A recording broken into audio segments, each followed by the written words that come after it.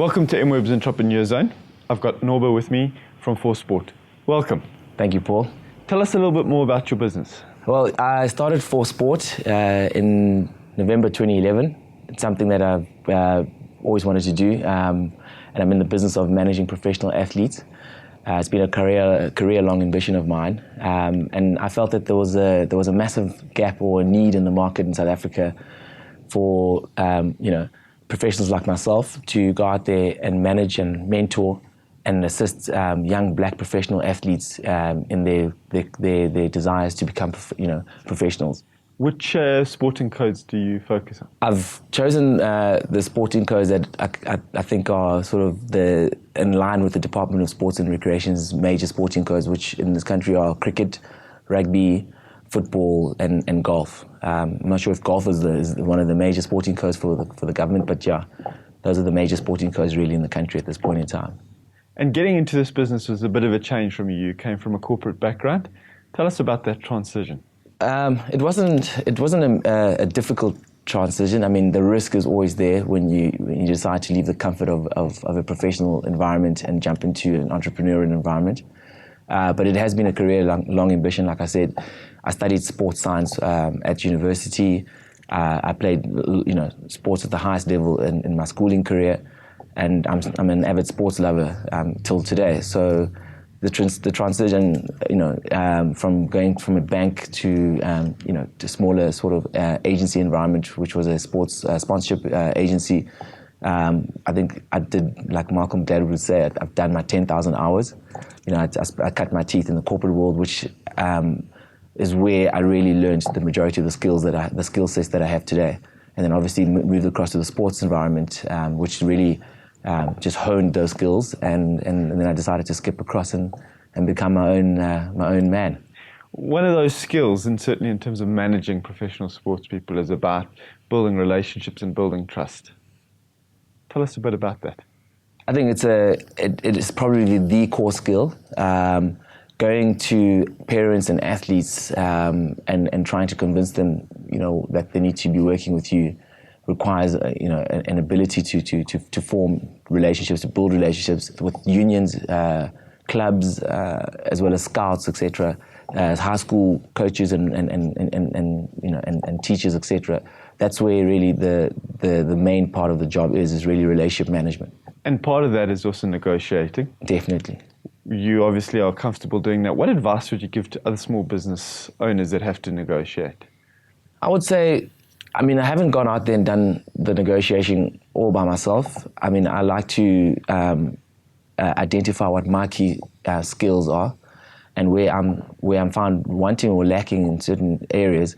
In areas where I have not felt that I'm strong enough, I've been able to then bring in people that have got more expertise to assist me from a negotiation point of view.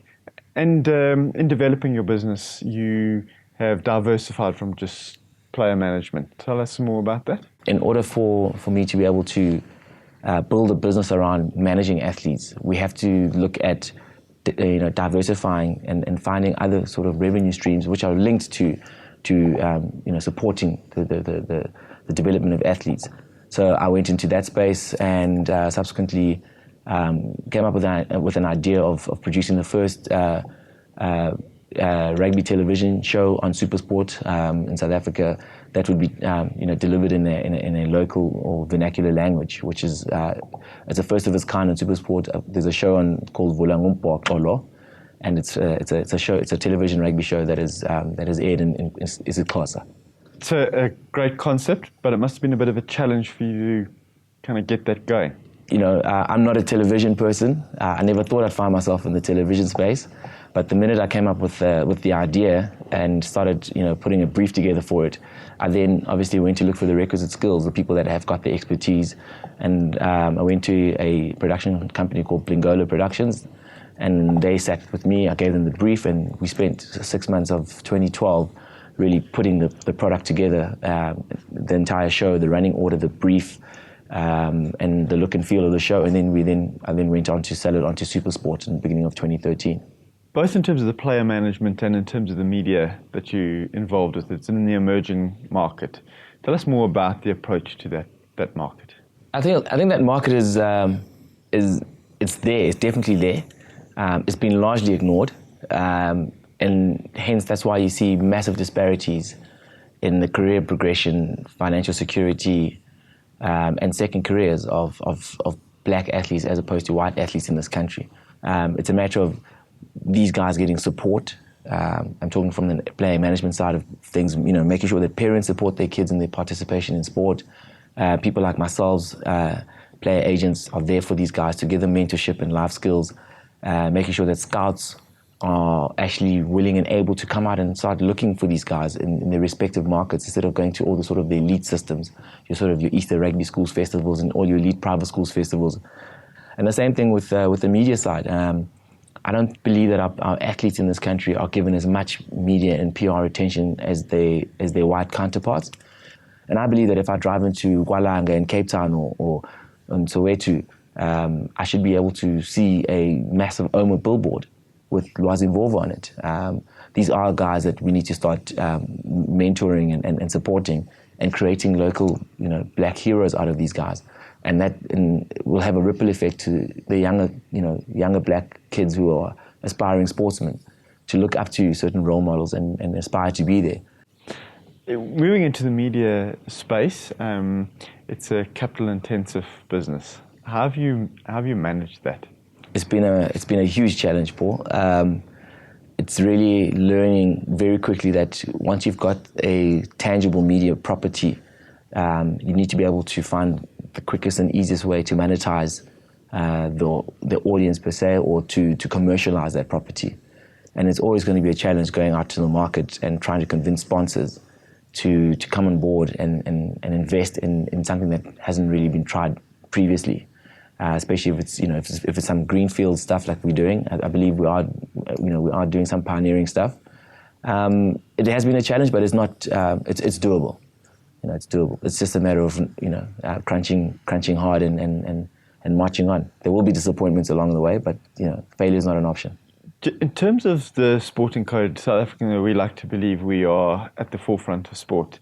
In terms of the management of players, how do we kind of rank internationally? What are the lessons that we can learn from other sporting codes internationally? I think the South African sports industry is very young. It's at its infancy, I believe, compared to the bigger markets, in the United States, in the UK, France, and Germany. We still have a long way to go. I think some of the industry in its entirety is still very young. Even the commercialization of sports from a sponsorship point of view, yes, there's a lot of money spent in South Africa on sponsorship, but the market in which it's operating in, it's a very small market. And the same applies, in my opinion, when you look at South African sport and our representation on the sports field. Yes, we are front runners in certain sports like cricket and rugby in this country. However, the minority is still sort of the majority on the sports field. In other words, South Africa still punches way below its weight when it comes to international sports. If we could choose from a bigger pool of talent in this country, I believe we would be far, far better than the likes of Australia and New Zealand, in terms, and England as well, in terms of some of the sports that we play against these guys. And it's purely because a large part of the South African talent pool remains largely untapped and largely ignored. I think sport and business have a lot that you can hold in common around teamwork, around persistence, about getting up when you've been defeated. What are some of the lessons that you've learned from a sporting background that you've been able to take into your business? I think number one, when you look at from a sporting background, you learn to lose. You learn to lose and learn how to manage that. When you're successful in certain endeavors, you learn to be humble in your success. And also some team sports are individual sports, of course, but I played a lot of some sports are individual sports and some are team sports. So I played a lot of team sports, and some of the lessons you learn is learning how to play as a team. When you're alone and you're trying to achieve something and you don't feel that you've got all the necessary expertise to achieve it, go out there and find team players who can assist you. Go and find your trusted friends or colleagues or mentors that can assist you and point you in the right direction and tell you if your idea doesn't work or if it doesn't make sense. It's all about learning how to work with other people and surrounding yourself with the best. You've been in this business now for a few years. What's next for you? It's growing. That's what's next. I envisage this business to be a global leader. I want to be an African business in global sport. I want to look into the African markets. There's plenty of opportunities within the African market. And it's really a matter of having more agents like myself who can go out there and find these guys. We share similar backgrounds. I grew up in Soweto, in a township in South Africa, and we know what it feels like to come out of those environments. We know what the challenges are. And to go out there and help these guys to overcome these challenges and assist them in going all the way. That brings us on to the rapid fire questions. What's the best advice you've ever received? My mother once gave me advice saying, to whom much is given, much is expected. And what's been your best moment as an entrepreneur? Getting out there and starting on your own and getting on with it. And your biggest mistake? Not starting earlier. What do you look for in people that you work with? I'm looking for people that are driven, that share an idea and are focused on it. And what does an entrepreneur need to succeed? They need faith. They need perseverance. Never give up. What would you do differently? I would start earlier. I would have started a long time ago if I knew it wasn't this hard. What's your biggest inspiration as a small business owner? I think that my biggest inspiration has been the support and the belief that has come from my friends and my family and my colleagues. What makes South Africa a great place to be an entrepreneur? Because it's the land of opportunity. At this point in time, there's so much that still needs to be done. What keeps you up at night? Money. Thinking about money. And what gets you going in the morning? My business, my career, my chosen career, what I do. I love it. Thank you so much for joining us today. Thank you very much, Paul. And thank you. We look forward to the coming weeks. We will bring you further South African entrepreneurs. I'm Paul Hobden. Thank you and goodbye.